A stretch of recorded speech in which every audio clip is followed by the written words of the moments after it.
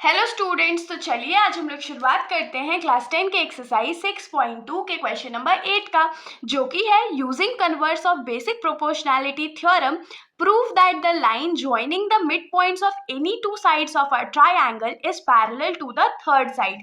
तो इस क्वेश्चन में हम लोगों को क्या बोला गया है कि हम लोगों को ये प्रूव करके दिखाना है कन्वर्स ऑफ बीपीटी का यूज करके कि अगर कोई ट्राइंगल है और उसके दो साइड्स के मिड पॉइंट को अगर हम लोग ज्वाइन करेंगे तो जो लाइन बनेगा वो थर्ड साइड के पैरेलल होगा। ये पिछले क्वेश्चन का एकदम अपोजिट है। तो सबसे पहले हम लोग शुरुआत क्या करेंगे, तो फिगर से शुरुआत करेंगे। तो चलिए शुरुआत करते हैं। तो मान लीजिए हम लोगों का ये ट्राइंगल है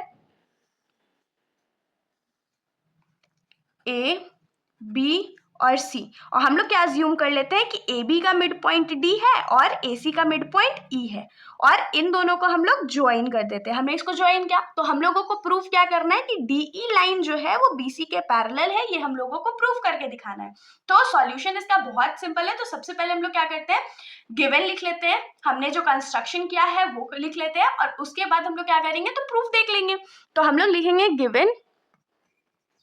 गिवन हम लोगों को क्या गिवन है कि in triangle ABC D is mid point of A B. D जो है वो ए बी का मिड पॉइंट है and E is mid point of A C. E जो है वो ए सी का मिड पॉइंट है। ये हम लोगों को गिवन था। अब हम लोग क्या करते हैं, तो हम लोगों को जो कंस्ट्रक्शन हमने किया है वो लिख लेते हैं। तो हमने कंस्ट्रक्ट यहाँ पर क्या किया है कि हमने डीई को ज्वाइन कर दिया। तो हम लोग लिखेंगे ज्वाइन डीई।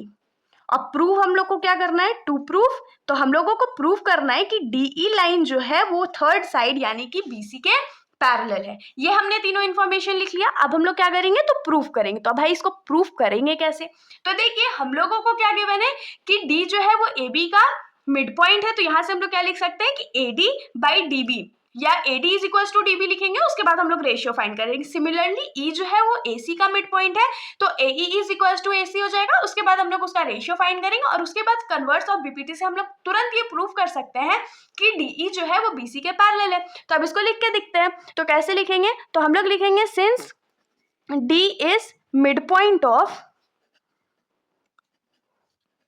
A B.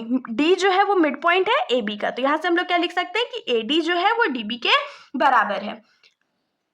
और अगर हम लोग इसको रेशियो में लिखे तो पिछले क्वेश्चन में भी मैंने बताया था कि इसमें इंटू 1 ले लीजिए।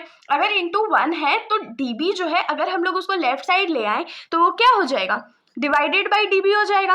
और राइट साइड में क्या बचेगा, तो इक्वल टू 1 बचेगा। इसको हम लोग टू बी अज्यूम कर लेंगे इक्वेशन नंबर 1। अब क्या करते हैं, हम लोगों को पता है कि since E is midpoint of AC। E हम लोगों को क्या गिवन था कि E जो है वो AC का मिड पॉइंट है। तो देयरफॉर हम लोग क्या लिख सकते हैं कि AE जो होगा वो EC के बराबर होगा। और सेम चीज अगर हम लोग इसमें अप्लाई करें तो क्या कर सकते हैं, EC जो है उसको लेफ्ट साइड लेके आएंगे तो वो डिवाइड में चला जाएगा। तो AE divided by EC is equal to 1 हो जाएगा। इसको हम लोग अज्यूम कर लेंगे इक्वेशन नंबर 2। अब देखिए इक्वेशन नंबर 1 और इक्वेशन नंबर 2 में क्या कॉमन है, तो दोनों इक्वेशंस के RHS जो है वो इक्वल है। और हम लोग ये बचपन से पढ़ते आ रहे हैं कि अगर दो इक्वेशन का LHS या RHS इक्वल हो तो उसका अपोजिट वाला भी इक्वल होता है। मतलब कि अगर इन दोनों इक्वेशन में हमारा RHS इक्वल है तो LHS भी आपस में इक्वल होगा। तो हम लोग यहाँ से क्या लिख सकते हैं कि from equation 1 and 2, equation number 1 and 2 से हम लोग क्या लिख सकते हैं कि AD बाई DB जो है वो किसके बराबर होगा, तो AE बाई EC के बराबर होगा। होप्स आप लोगों को इतना समझ में आया होगा।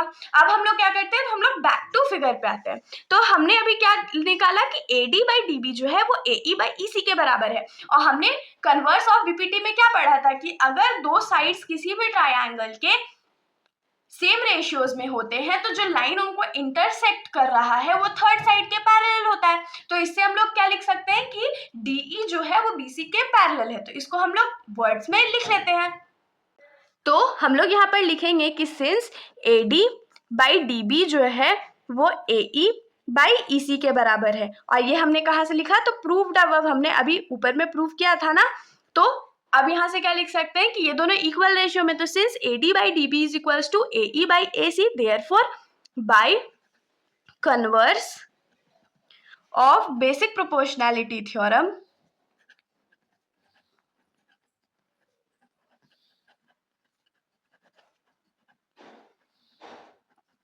we can say that हम लोग क्या बोल सकते हैं कि DE जो होगा वो BC के पैरेलल होगा। यही तो हम लोगों को प्रूव करना था, तो अब खुशी खुशी लिख दीजिए हेंस प्रूव्ड।